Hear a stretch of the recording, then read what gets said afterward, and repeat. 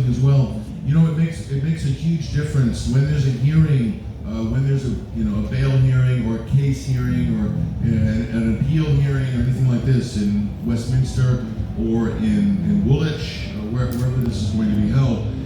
You know, even a few hundred people makes a huge difference. It sends a message.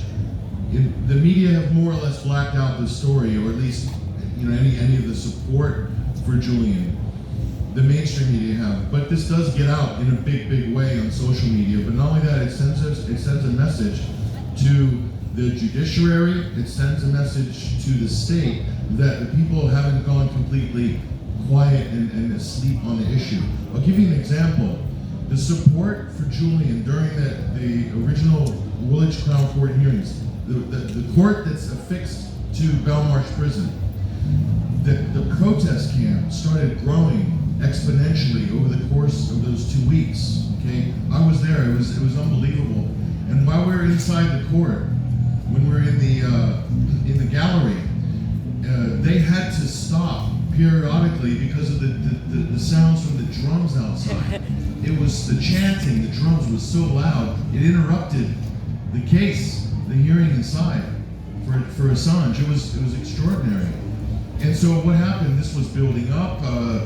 The defense had a number of witnesses, including Noam Chomsky and Daniel Ellsberg, a whole host of witnesses, all lined up to come when they reconvened in May of 2020. But something happened on March 17th that delayed everything and stopped the whole thing in its tracks, and that's called lockdown. When that happened, it basically sucked all the oxygen and it made it impossible for anybody to come to protest at camp. There were yellow vests coming over from France, whole contingents from France, people from Germany. I met journalists from all over the world covering this case. And that all came to a screeching halt. But the message and the lesson is this. You might think that what the system is going to do inside that court, a kangaroo court, if you will, that it's a fait accompli. That no matter how good the defense is, no matter how good your argument, he's going to be found guilty. They're going to ship him across the Atlantic to the United States. This may be true on a certain level, but I'm going to tell you something that we often forget that is also true. Throughout history, what happens outside of the courtroom affects the decision of the judge, of the system inside the courtroom. In fact, that is the only extenuating factor that can change a judge's ruling on some very historic and sensitive issues throughout history. It's what's happening outside. It does not go unnoticed.